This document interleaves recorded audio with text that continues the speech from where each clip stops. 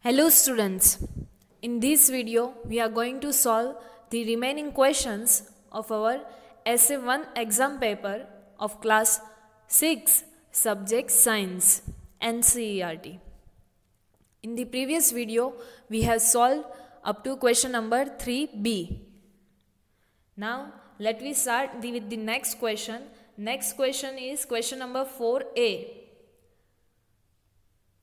Here it is given to you. Question 4a was answer the following questions in short. You have to write the answers in short and each question carry 1 marks. Total 9 questions are given to you. You have to write any 8 questions.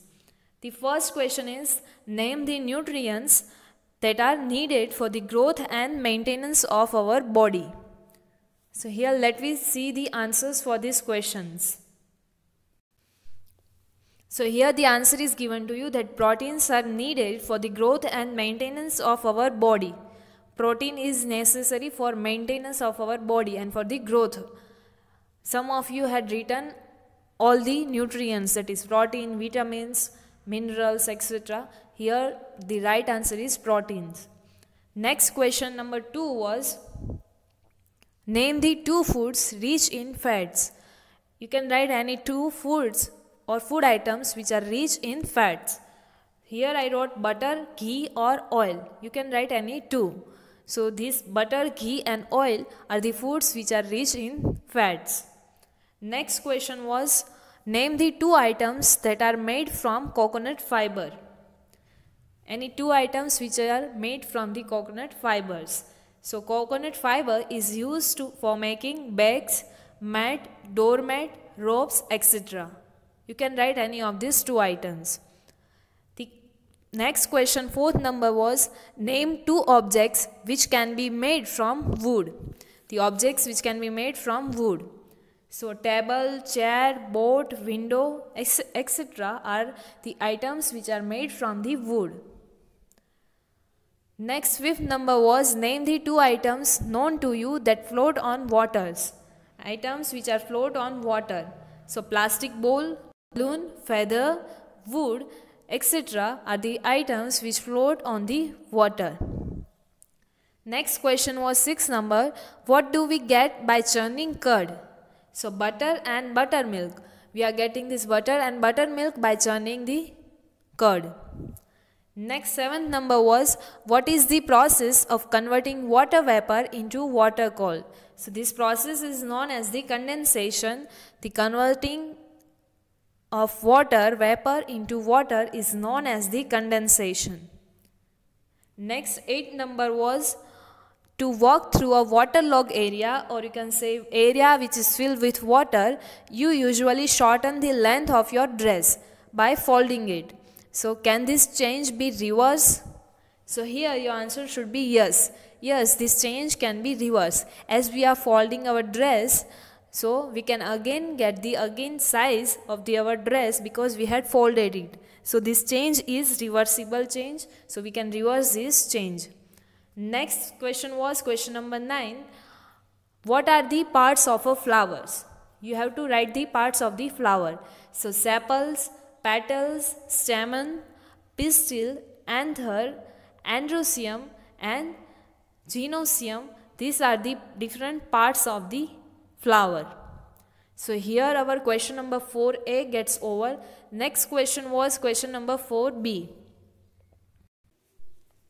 Next question was 4b, that is give reasons for the following.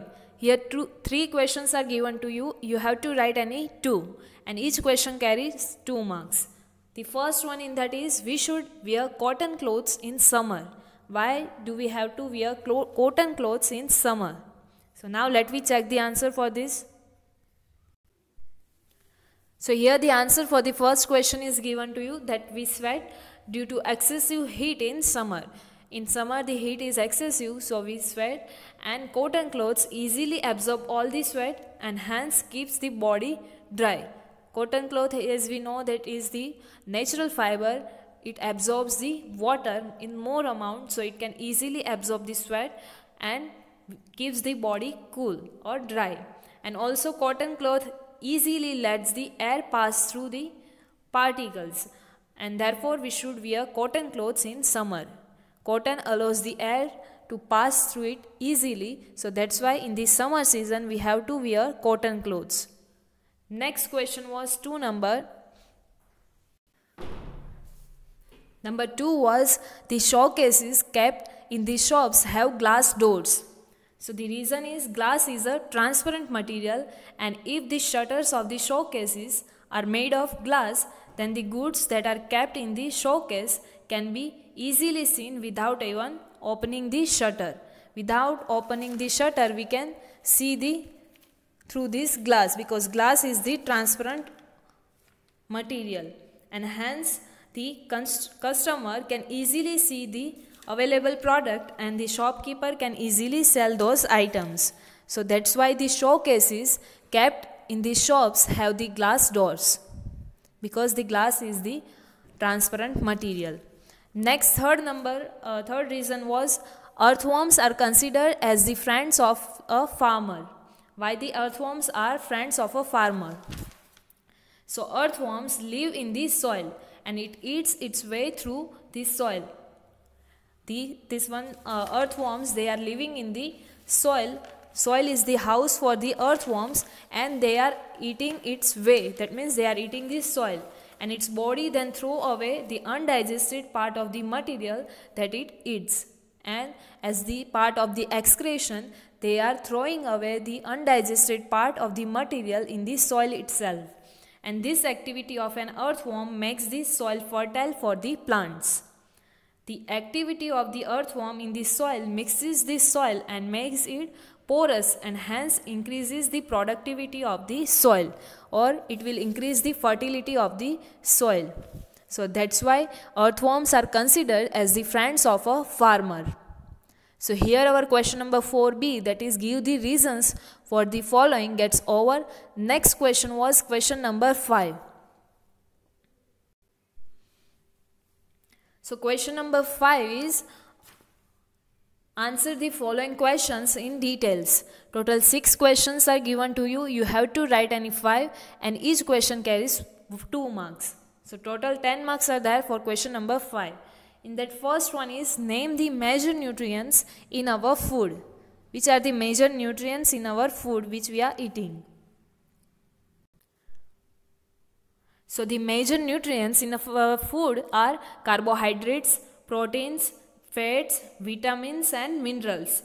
And other than that, in addition, food also contains dietary fibers and water. So these are the major nutrients in our food which we are eating.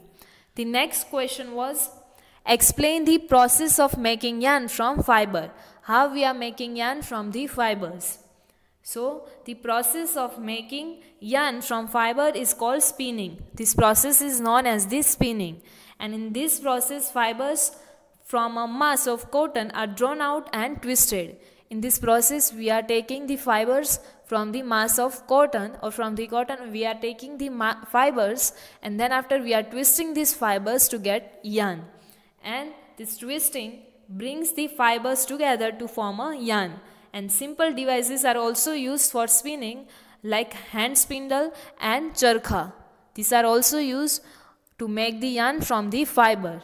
So this is how we are getting cotton fibers from the yarn, or yarn from the fibers, sorry. Next, third number was what is sieving and where is it used? Sieving and its uses. So when components of a mixtures have different sizes, the small holes in the sieve allow fine particles, or you can say small particles, to pass through them, and the larger ones or larger particles remains above the sieve, and this method is called sieving. In sieving, the tool used for this sieving method is sieve, and in this sieve small holes are there, so these small holes allows these small particles to pass through this sieve easily, and larger particles remain above this sieve. So this is how we can separate the particles of a mixture which has the particles of different sizes. Now where this sieving method is used, so its uses is given to you. So in flour mills, impurities like husk or outer coverings of the grains and stones are removed from the wheat before grinding it, and wheat is sifted through the sieve. Before grinding the wheat, we are using this sieving method to remove the stones and husk from the mixture.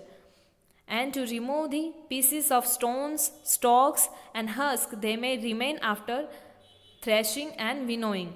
The husk, stones or stalks which remain there in a mixture with the wheat after the process of threshing and winnowing even, so those materials are removed by this sieving method. And sieving is also used at the construction sites to separate pebbles and stones from the sand. To separate pebbles and stones from the sand and to get the pure sand, at the construction site, sieving method is also used. So this is the uses of sieving. Next, fourth number was, what do you mean by a reversible change? Give 2 examples. So first let me see what is reversible change. The change that can be reversed and the original form of the substance can be obtained again is known as the reversible change. In this change we can obtain the original substance again, so it is known as the reversible change. The example is given to you that dissolving of salt in water and freezing of water is reversible change. Dissolving of salt in water, after evaporating this mixture, we can get the salt again, because the water will get evaporate and it will convert into water vapor. So at the end we can get salt again. So this is the reversible change. And freezing of water also is the reversible change, because from the ice we can, by melting those ice, we can again get back the water. So this is the reversible change. Next, fifth number question was, draw neat and label diagram of a herb. So here the diagram of a herb is shown to you.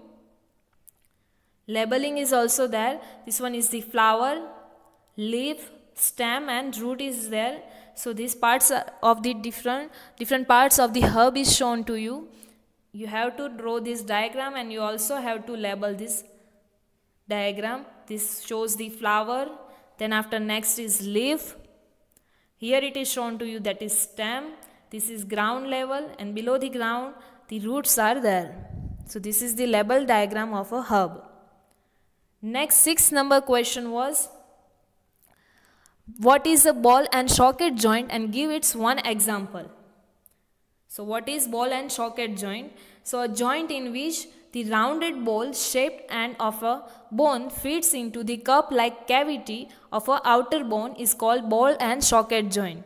In this ball and socket joint, the rounded and ball-like end of one bone is fixed into the another bone, and that bone has the cup-like space or cavity, you can say. So in the cup you can say ball is fixed, 2 bones are joined like this. So this bone is known as this joint is known as, between these 2 bones is known as the ball and socket joint. And such a joint allows the movement in all directions. This kind of joint allows the movement in all directions. So the joint in our shoulders is a ball and socket joint. Other than that, bone in our hip is also a ball and socket joint, and with the help of this we can move our hand in all the directions. So this is ball and socket joint. So here the solution of our Essay 1 exam paper gets over. In the next video we will continue our SEM 2 syllabus. Thank you.